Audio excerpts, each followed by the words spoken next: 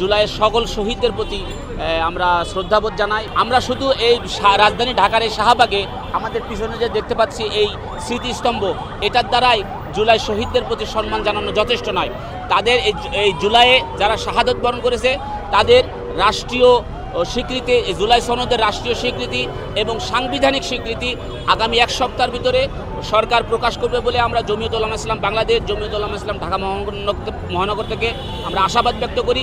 এবং জুলাইয়ে যে সমস্ত বিপ্লবের সময় যে সমস্ত স্কুল, কলেজ, ইউনিভার্সিটি, মাদ্রাসা পড়ুয়া ছাত্র সমাজ আহত হয়েছে তাদের অতি দ্রুত আমাদের যে পাশে পিজি হসপিটাল আছে, আমাদের রাজধানী ঢাকা সিএমএইচ আছে, কুর্মিটলা হসপিটাল আছে, তাদেরকে চিকিৎসা করবেন এবং বেশি অসুস্থ তাদেরকে বিদেশে চিকিৎসার জন্য সিঙ্গাপুর হোক, চায়না হোক, তাদেরকে উন্নত চিকিৎসার জন্য সরকার পাঠাবে। শুধুমাত্র একটি স্মৃতিস্তম্ভ তৈরি করেই জুলাইয়ের শহীদদের প্রতি সম্মান যথেষ্ট হবে না।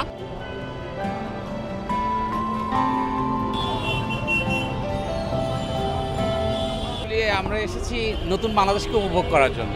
আর যে স্মৃতি বিজড়িত আজকে যে স্তম্ভটা দেখতে পাচ্ছি, আমরা দ্বিতীয় স্বাধীনতার পরে যদি কোনো আমরা কথা বলে থাকি তাহলে সেক্ষেত্রে স্মৃতির স্তম্ভটা খুব সুন্দর হয়েছে। এটা যেন সরে না যায়, এটা যেন যুগে যুগে থাকলে আমরা হয়তো বা আমাদের স্মৃতিগুলোকে বারবার মনে করতে পারবো। এর স্মৃতিটা আসলে আমাদের ঢাকা ভার্সিটি কেন্দ্রিক ছিল। সো এটা ঢাকা ভার্সিটি থেকে যেহেতু মূল ফটকেই চলে এসেছে, তো এটা আমার মনে হয় যে আমাদের ঢাকা ভার্সিটির ছাত্ররা এটাকে রক্ষণাবেক্ষণ করবে বা দেখে রাখবে, আমার মনে হয় যেটা।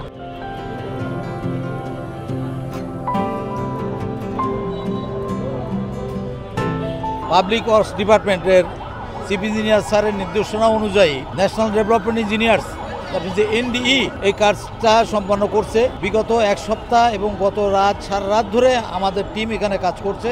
এখন পাবলিক আসবে আস্তে আস্তে, হয়তো আজকে যারা উপরে উঠছে, মঞ্চে উঠছে, অনেকে জুতা পায়ে দিয়ে উঠছে, অনেকে খালি পায়ে উঠছে। আলটিমেটলি আজ দিন পরে হয়তো নির্দেশনা আসলে আস্তে আস্তে সবই ঠিক হবে, মানুষ বুঝবে যে কিভাবে এখানকার এই জায়গাটার সম্মান দিতে হয়।